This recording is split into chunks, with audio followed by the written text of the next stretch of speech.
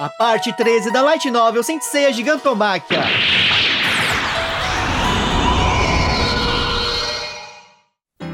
Oi amigos, sou o Diego Mario, o autor da Saga dos Deuses. Os Cavaleiros do Zodíaco Gigantomachia, a história de Mei. Ao recuperar os sentidos, Yuri de Sextante não tem ideia de onde está. Sente-se tonta com uma dor aguda na cabeça e tem uma tremenda dificuldade de respirar. É como se seus pulmões estivessem queimando. O interior da caverna está repleto de gases vulcânicos com um acentuado odor de enxofre. Ao tentar levar as mãos ao rosto para cobrir a boca, Yuri percebe que seus braços estão acorrentados a uma rocha. Normalmente ela não teria dificuldade alguma em romper essas correntes de ferro, mas seu corpo está entorpecido, talvez por efeito dos gases. Yuri olha ao seu redor, voltando a si gradativamente. Não sabe onde está, mas percebe que é uma espécie de gruta. Apesar de não encontrar em seu campo de visão nenhuma rocha ou fonte de luz, consegue enxergar claramente dentro da caverna. Se pergunta por que não está escuro naquele lugar. Uma voz responde que esta é a terra sagrada dos Gigas, e faz com que Yuri estremeça de pavor, como se fosse uma pessoa comum. Um demônio volta seu olhar na direção dela. Na verdade é uma máscara. É Encélado, o brado de combate. Em sua longa armadura que tem um brilho dourado de topázio, ele observa atentamente sua prisioneira. Yuri se esforça para aparentar tranquilidade e firmeza, mas está seriamente transtornada.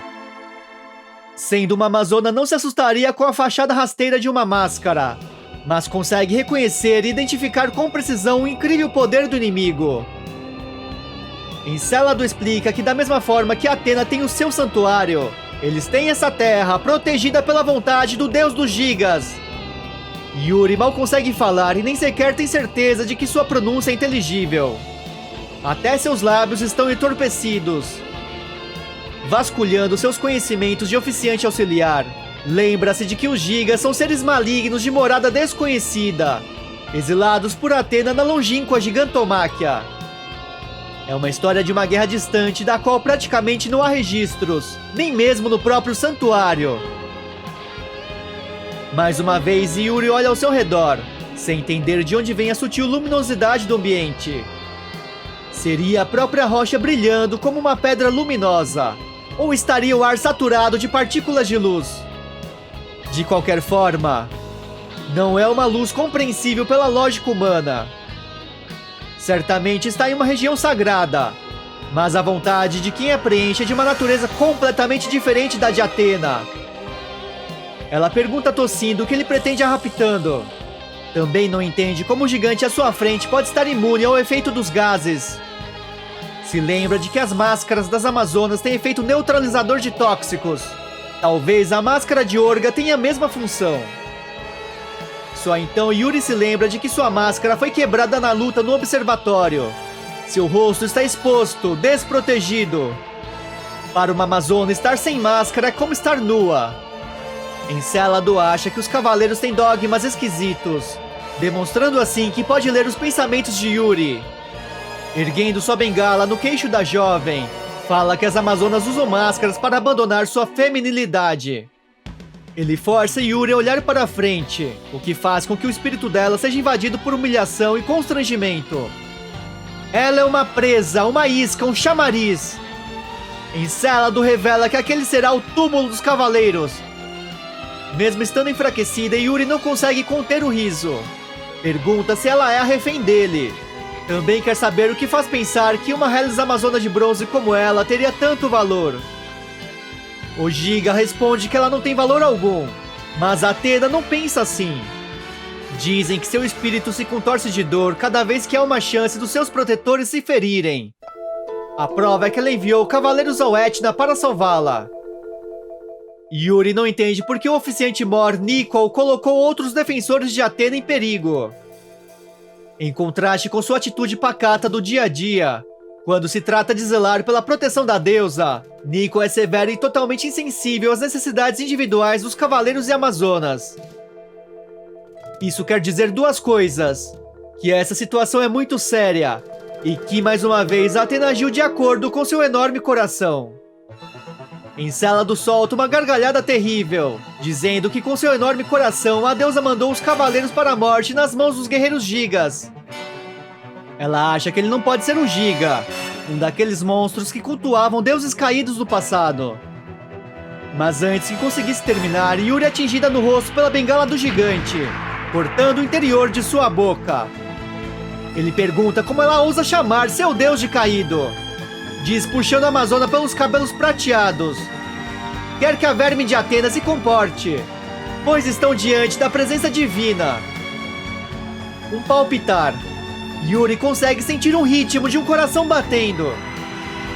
Seu sétimo sentido lhe diz que muito além dessa caverna, nos confins perdidos do vão entre Gaia e Tártaro, um cosmo de escalas nunca antes imaginadas está em gestação. Em algum templo subterrâneo está sendo nutrido um mal de dimensões desconhecidas. Encélado conta que quando ele ressurgir sobre a Terra, não terão motivos para temer Athena. Parece satisfeito pelo fato da Amazona perceber o poder divino. Yuri está espantada. É um deus maligno do passado. O golpe da bengala diabólica atinge com um som surdo.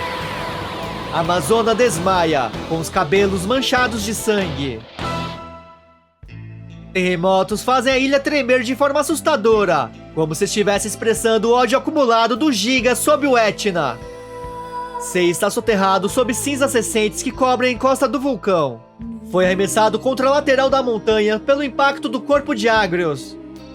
O sangue que escorre de sua testa é absorvido rapidamente pelo solo esponjoso. Está espantado com o poder dos Gigas.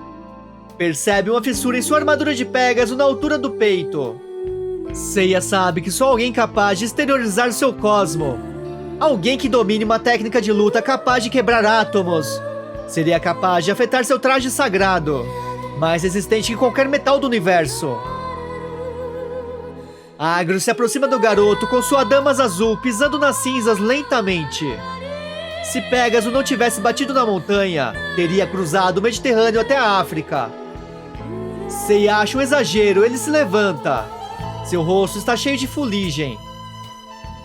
O gigante percebe que ele consegue falar asneiras depois de receber a pressão de penhascos. Está impressionado. Sei e Agro se encaram sobre o declive escorregadio, a 10 metros um do outro. Enquanto nenhum ataque de luta ou artes marciais poderia ser travado a essa distância, para os cavaleiros que lutam a velocidades supersônicas, esse é um espaço mínimo. Seiya se prepara para lançar seu golpe. Se curtiu o conteúdo, deixa seu like, subscribe, comenta a hashtag Tártaro. Muito obrigado!